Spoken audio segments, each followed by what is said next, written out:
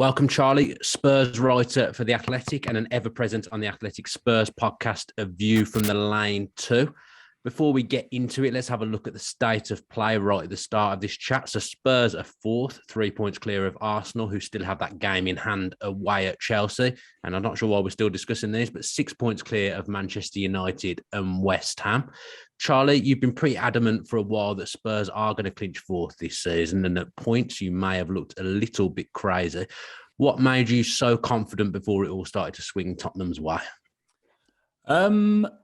Well, I guess partly the teams they were up against. I didn't see an outstanding candidate there. Obviously, United, their problems have been well documented. West Ham, I always felt with being in Europe and not that big a squad would count against them. And that Arsenal just lacked the experience. And then from a Spurs point of view, having Conte as a manager felt a bit like having a gun and a knife fight. And I just thought eventually things would click for him, especially the fact they went out of Europe prematurely, which meant they would get these free game weeks once they'd caught up with the backlog of the games that were postponed. So a lot of it was to do with the faith in him. I just thought that would see them through. And they were never as far off as it seemed. I mean, and the games in hand were a bit of a red herring as well, because Arsenal had these games in hand, but they were against Liverpool and Chelsea still have to play. And given their pretty wretched record against those bigger teams, it just felt a bit misleading. So yeah, that was why I always felt that Spurs would probably have enough, and throw in the fact they've got Kane and Son, and that is just such a huge advantage to have over their rivals. I was going to say that's the biggest thing for me now in the difference between Spurs and Arsenal. I felt like Arsenal were more of a team at one point. Yeah, but Spurs have got that now, and also you mentioned that firepower. Arsenal just they don't have that, do they? Yeah, well, I said this last week, actually, before even the Palace-Arsenal game, when it all started to turn, was that Spurs, both teams were on a similar winning run, but Spurs have been winning their games pretty comfortably, scoring a lot of goals. Arsenal had won 6 out of 7 games, but I think 5 were by a single goal, and the other was 2-0. And you just felt that's... Some of those games could have gone either way, and eventually those games will start going the other way. Yeah. Plus, they've been playing with a striker who can't score goals, and I always felt that may not be sustainable, whereas Spurs didn't have such a kind of obvious issue that they were grappling with since Romero came back, and they've seemed to have sorted out their defence. Dan, you were there on Saturday. You got to see this in the flesh. Lucky you. Charlie, it was pretty phenomenal performance, because I was listening to the game in the car, and like you mentioned the piece, Spurs were well and truly under the cosh in the first half. So actually to have this result, sorry, Dan, I can feel you kind of tears coming. There was a 0-1 battering in the first half. Absolute 0-1 battering. To have this result as almost a symbol of the transformation of being Spursy or Dr. Tottenham, as you reference in your piece, is kind of amazing, because it's almost like redefining a new Spurs way, which is absorbing the pressure and still being able to make it count when you've got 2 of the best attacking players in the world. Yeah, I mean, it just felt like such a perfect laboratory conditions for a Spurs slip up. Like, all their rivals had lost, and there is this perception amongst the fan base. I think it might be one of those slight confirmation biasy things, that it may not be that rooted in reality, but the sense is that when their rivals lose, Spurs don't then take advantage. Then throw in the fact they were playing against Villa, who were a bit of a wounded animal, had lost 3 games, and that's where this Dr. Tottenham thing comes in, that they, again, their sense is that they give ailing teams a well-timed leg up. And also the fact that in the game, as you say, Villa played really, really well. That first half, they battered Spurs. They had 7 shots on target, which is, I believe, the most since Opta started counting these things in 2003 that they've faced in the first half of game 7. I mean, it was, as Dan says, it was a 0-1 battering. Villa was so on top. They were physical. Fans were up for it. The players were up for it. It just felt like one of those games that in previous years Spurs might well have struggled with. So to come through it, and not just come through, I mean, they rode the storm, and then they got the second goal at such an important time, because I'm sure, Dan, you felt this as well, that this sense of deflation at the ground. Like Yeah. the fans had been so up for it, players so up for it, and then honestly, it just felt like a balloon had been popped or something, and it was just like, oh well, that's that done. Because I knew probably 3 or 4 or 5 were coming. I think that was Yeah. the problem. I Spurs were just very, very clinical.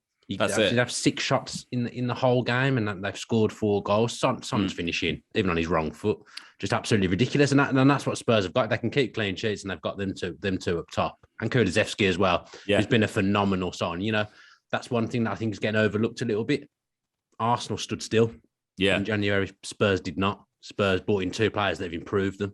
Yeah, they had one of the best Januaries I can remember a team having. But it didn't feel like that at one point, did it, for Spurs fans at all? Well, this is the thing. Literally the first like 29 days of that window was a disaster. They missed out on their targets. And even when they made those signings, the perception was very much, well, Fabio Paratici, who's the director of football, essentially, was just going back to his old club, Juve, and saying, got any cast-offs I could maybe have? That was the perception.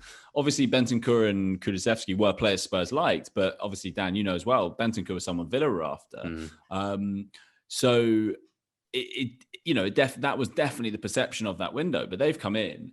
Bentancur has been really good, but Kulusevski has been transformational, I would say. And this was, I interviewed Christian Romero last week, and he was saying that, kind of unprompted. I was asking kind of what surprised him about Spurs. He said, Kulusevski, I can't believe how good he's been and how much he's transformed the attack, because for a long time, since Eriksen went, they were basically relying on Kane for that link-up play, that creativity. Now they've got someone else who can ease that burden off Kane, and it just makes them so hard to defend against. I mean, Conte's been absolutely critical to this turnaround, and the way you see the last few weeks, you're really seeing his ideas getting across. The energy of the players, the fitness. I mean, he's transformed that from where they were when he came in, and the way they're playing. I mean, he has these very carefully constructed patterns of play, which now that he's got a week on the training ground, he can really get across to his players, and they just look so coherent. The way they attack,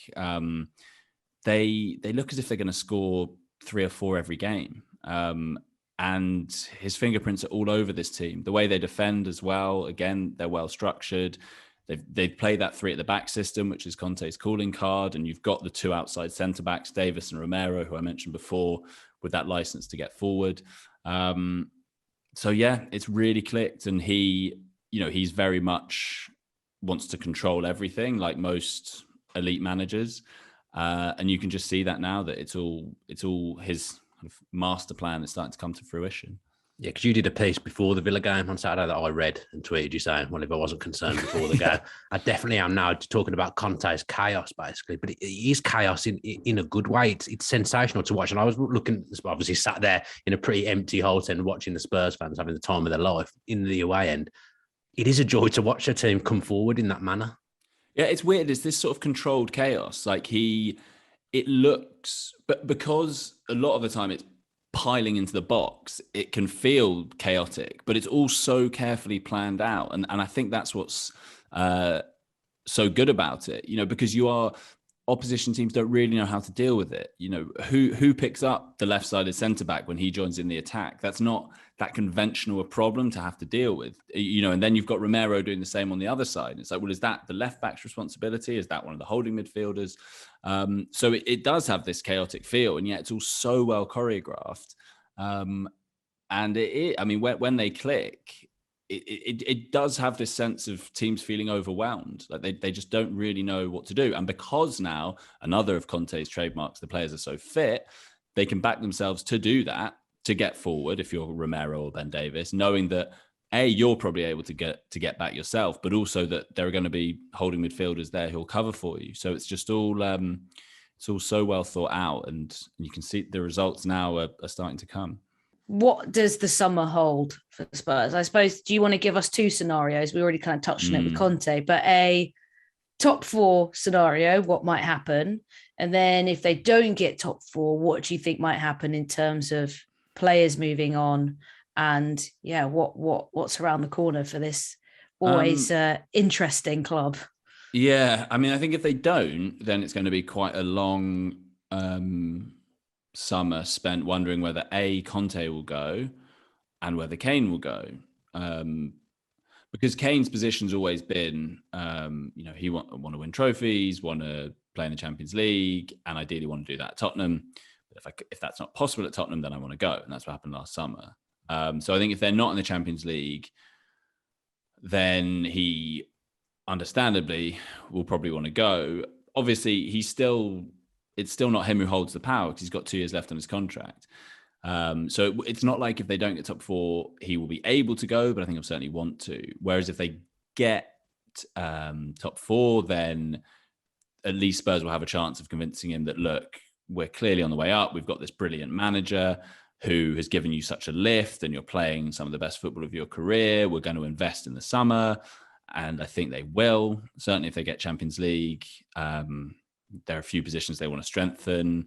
Left-sided central defender, right wing back. They want to get a support striker in, a sort of backup for Kane, and a couple of more targets besides. So I think if they do get top 4 and there is that promise of investment and Conte staying, then it looks a lot rosier for Tottenham and for their chances of keeping Kane. And that's why getting top 4 is so important for them and for their rivals, I suppose.